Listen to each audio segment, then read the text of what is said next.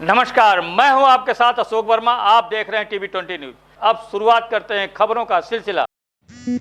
आजमगढ़ की अतरौलिया से खबर है, जहां अब पीएम आवास दिलाने वाले बिचौलियों की खैर नहीं है, क्योंकि प्रशासन ने कड़ा कदम उठा लिया है। आवास दिलाने के नाम पर किसी भी प्रकार के लेन देन करने वाले के ऊपर एफआईआर दर्ज होगा। खंड विकास अधिकारी ने खुले शब्दों में चेतावनी दी और मोबाइल नंबर जारी कर दिया है। बता दें कि प्रधानमंत्री आवास दिलाने वाले बिचौलियों की अब खैर नहीं, क्योंकि आवास के नाम पर आए दिन हो रहे फर्जीवाड़े को देखते हुए अतरौलिया के खंड विकास अधिकारी विनोद कुमार बिंद ने बुधवार को दोपहर 1 बजे ब्लॉक परिसर के सभागार में एक बैठक ग्राम पंचायत अधिकारियों को दिशा निर्देश देते हुए कहा कि ग्राम सभा में कोई भी पात्र लाभार्थी आवास पाने से वंचित न रहे तथा अपात्र लोगों को आवास का लाभ कदापि न मिले। उन्होंने बताया कि आवास के नाम पर कुछ बिचौलियों द्वारा पात्र लोगों से आवास के नाम पर पैसे मांगे जा रहे हैं। उन्होंने कहा, अगर ऐसा किसी ग्राम पंचायत में पाया जाता है तो संबंधित के विरुद्ध एफआईआर दर्ज की जाएगी। वही पात्र लोग जो आवास योजना से बिचौलियों की वजह से वंचित रह जाते हैं, उन्हें आवास मिलना चाहिए। उन्होंने बताया कि शासन के निर्देश पर सभी ग्राम पंचायतों में आवास का लक्ष्य कर आवंटन किया गया है, जिसे हर हाल में पूरा करना है। आवास योजना के अंतर्गत कोई दुरुपयोग ना हो, और यदि कहीं भी दुरुपयोग किया जाता है तो मेरे सीओजी नंबर 945446 89 पर संपर्क कर जानकारी दें। क्या कुछ कहा खंड विकास अधिकारी विनोद कुमार बिंद ने, सुनवाते हैं आपको। कार्यालय में सेक्रेटरी से बैठक की गई है, क्या दिशा निर्देश दिए गए हैं और क्या बताया गया है? ये निर्देश है शासन की तरफ से। आवास का लक्ष्य आवंटन हुआ है ग्राम पंचायतों को, तो उसमें हमारा सभी सेक्रेटरी बंधुओं से यही हमारा निर्देश है कि ग्राम पंचायतों में आवास को लेके किसी भी प्रकार की योजना का दुरुपयोग ना हो। अगर इस प्रकार का कोई दुरुपयोग होता है तो हमारे सीयूजी नंबर पर आप संपर्क करें, और इस प्रकार की अगर कहीं भी कोई भी दुर्भावना से अगर कोई कार्य करता है तो उसके खिलाफ जरूर कार्रवाई होगी। 9454464589। केवल सर आवास के लिए कि और कोई क्षेत्र में और किसी चीज़ के लिए भी आपको पूछता है? जी, निसंदेह सभी योजनाओं के लिए है, लेकिन आवास में हम ज़्यादातर शिकायतें मिलती हैं, बंदर बाट होता है, अपात्रों को आवास दिया जाता है।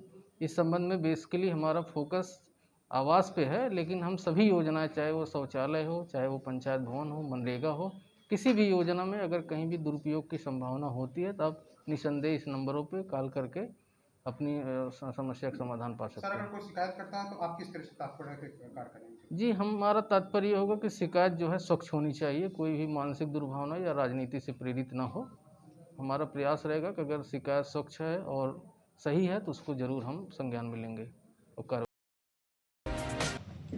आजमगढ़ के देवगांव कोतवाली क्षेत्र के मसीरपुर में नेशनल हाईवे पर मंगलवार की देर रात्रि भट्टा मजदूरों को वाराणसी छोड़ने जा रही प्राइवेट बस पलट गई, जिसमें सवार 42 लोगों में से 4 को छोड़ अन्य लोग मामूली रूप से घायल हो गए हैं। सभी मजदूर अपने परिजनों संग नगर पंचायत के रैन बसेरा पर रुके हुए हैं। बिलरियागंज थाना क्षेत्र में रियाज के भट्टा पर काम करने वाले रांची के मजदूर बरसात में भट्टा पर काम न होने के कारण घर जाना चाहते थे। मंगलवार को भट्टा मालिक एक प्राइवेट बस रिजर्व करके सभी मजदूरों को वाराणसी छोड़ने के लिए उसमें बैठा दिए। बस चालक व उसमें सवार अन्य सहयोगियों से चालक का किसी बात को लेकर विवाद हो गया। रात्रि में लगभग 11 बजे मसीरपुर के पास नेशनल हाईवे पर बस चालक बस धीमा कर बस से कूद गया, जिससे बस नेशनल हाईवे के नीचे जाकर पलट गई। बस पलटने की सूचना मिलते ही चौकी प्रभारी अनिल सिंह मौके पर पहुंचकर परिजनों सहित 42 मजदूरों को सामुदायिक स्वास्थ्य केंद्र पहुंचाया। संजय जाया, सीता व सुमन को एक्सरे हेतु रेफर कर अन्य सभी को उपचार कर मुक्त कर दिया है।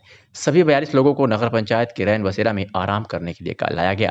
मजदूर किसी कानूनी प्रक्रिया में पड़ना नहीं चाह रहे हैं, बस मालिक द्वारा दूसरी बस करके उन्हें वाराणसी पहुंचाने का प्रयास किया जा रहा है।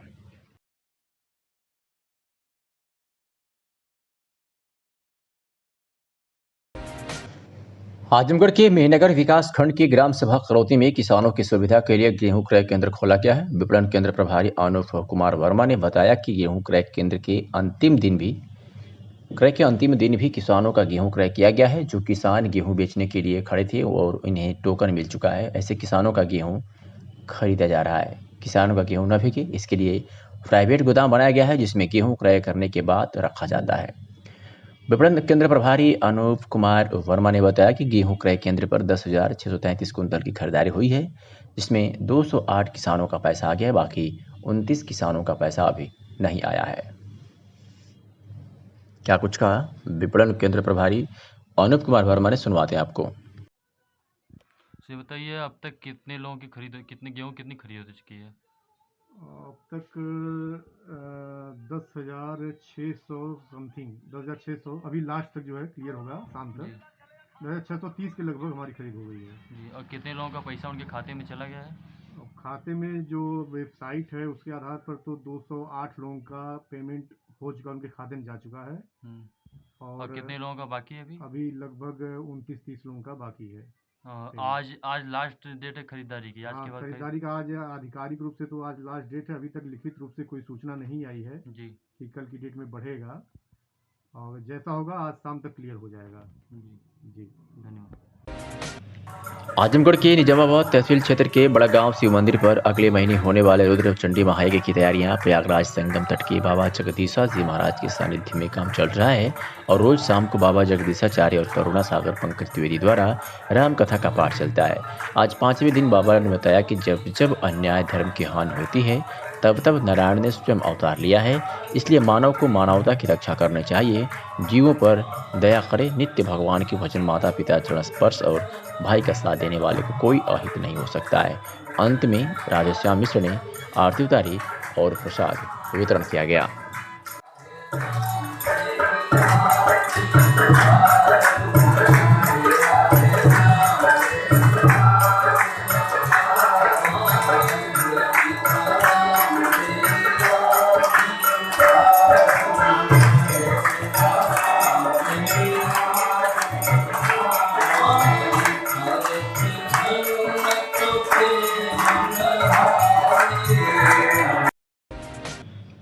और मायावती ने एक साथ 5 ट्वीट कर सपा पर आरोपों की बौछार लगा दी है।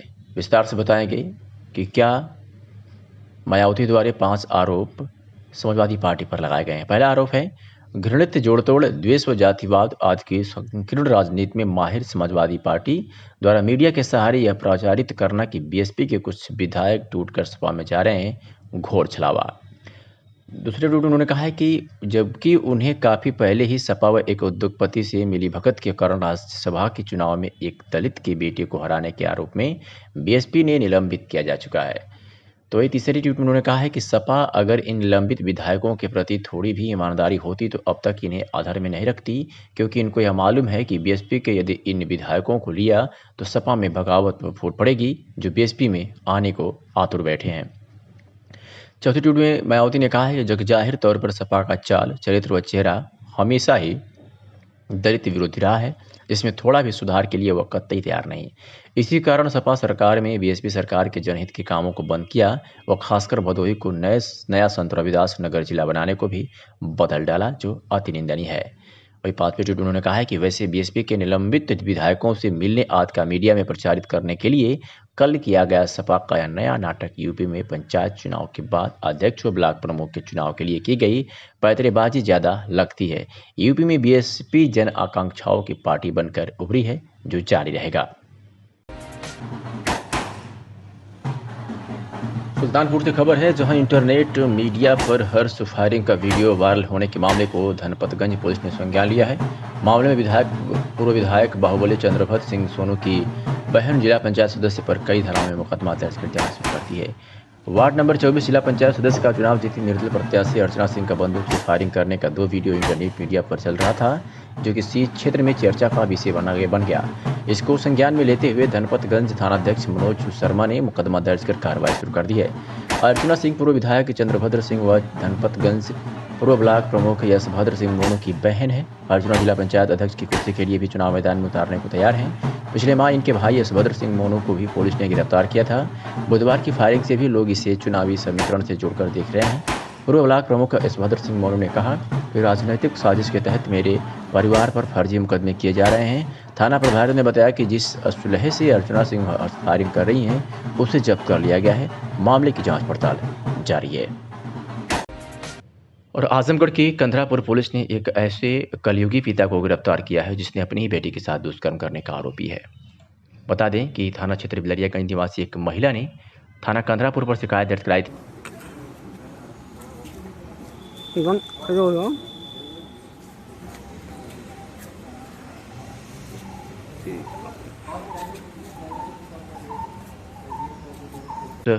कलयुगी पिता को गिरफ्तार किया है, जो अपनी ही बेटी के साथ दुष्कर्म करने का आरोपी है। मेनाजपुर पुलिस ने ऐसे व्यक्ति को गिरफ्तार किया है जो अपने ही चाचा को फावड़े से मारकर हत्या कर दिया था, वो भी मामूली सी जमीन को लेकर के। आपको बता दें कि आबादी की जमीन को लेकर चाचा को फावड़े से मारकर गंभीर रूप से घायल करने वाले अभियुक्त को पुलिस ने गिरफ्तार किया है और घटना में प्रयुक्त फावड़ा बरामद कर लिया है। बता दें कि कुसुम देवी पत्नी नगीना राम द्वारा प्रार्थना पत्र मुबारकपुर पुलिस को दिया गया था कि आबादी की जमीन के विवाद को लेकर के मेरे जेठ के लड़के धर्मेंद्र द्वारा मुझे और मेरे पति नगीना राम को गाली गुप्ता देते हुए पास में रखे फावड़े से मेरे पति नगीना राम को मारकर घायल कर दिया गया है, जिससे मेरी पति नगीना मौके पर बेहोश हो गए, जिनका इलाज सदर अस्पताल में चल रहा है। इसी संबंध में पुलिस ने मुकदमा दर्ज कर अग्रिम कार्रवाई करते हुए पुलिस अधीक्षक सुधीर कुमार सिंह के निर्देश पर आज उस व्यक्ति को गिरफ्तार कर लिया है जिसने अपने चाचा को मामूली सी जमीन को लेकर के फावड़े से मारकर घायल कर दिया था। और आज आजमगढ़ की थाना रानी की सराय पुलिस ने एक ऐसे अभियुक्त को गिरफ्तार किया हुई मात्र 24 घंटे के अंदर जो नाबालिग लड़की के साथ दुष्कर्म करने का आरोपी है। बता दें कि 15 जून को थाना क्षेत्र रानी की सराय जनपद आजमगढ़ में एक महिला ने स्थानीय थाने पर शिकायत दर्ज कराई थी कि 15 जून को मेरी नाबालिग लड़की के साथ पड़ोस के रहने वाले एक युवक ने जबरन दुष्कर्म किया। इस सूचना पर थाना स्थानीय पुलिस ने मुकदमा पंजीकृत कर विवेचनात्मक कार्रवाई प्रारंभ की और आज पुलिस अधीक्षक सुधीर कुमार सिंह आजमगढ़ के निर्देश पर आज थाना रानी की सराय पुलिस ने इस अभियुक्त को मात्र 24 घंटे के अंदर ही गिरफ्तार कर लिया है। आजमगढ़ की मेनाजपुर पुलिस ने एक ऐसे अपराधी को गिरफ्तार किया है जो नाबालिग लड़की को बेला फुसलाकर पहले लेकर गया और उसके बाद उसके साथ दुष्कर्म किया। बता दें कि थाना क्षेत्र मेनाजपुर जनपद आजमगढ़ निवासी एक व्यक्ति ने थाना स्थानीय पर शिकायत दर्ज कराई थी कि 7 जून को उसकी पुत्री के साथ गांव के एक लड़के ने बेला फुसलाकर कहीं भगा ले गया। इस सूचना पर थाना मेनाजपुर पुलिस ने उसके ऊपर मुकदमा पंजीकृत कर विवेचना प्रारंभ की। विवेचनात्मक कार्रवाई में लड़के के बयान एवं मेडिकल परीक्षण के आधार पर इस मुकदमे में धारा 376 भी बढ़ाई गई और पॉक्सो एक्ट की बढ़ोतरी की गई और आज पुलिस ने उसे गिरफ्तार कर लिया। आजमगढ़ की मेहनगर थाना क्षेत्र के असौसा विद्यापुर से है, जहां गांव में मंगलवार की रात्रि करीब 7:30 बजे 24 वर्षीय यशवंत विश्वकर्मा पुत्र नंदलाल उस समय बिजली की चपेट में आ गया जब छाता के सहारे शौच करने जा रहा था। उसका साथी अमित परिजनों को सूचना दिया तो कोहराम मच गया।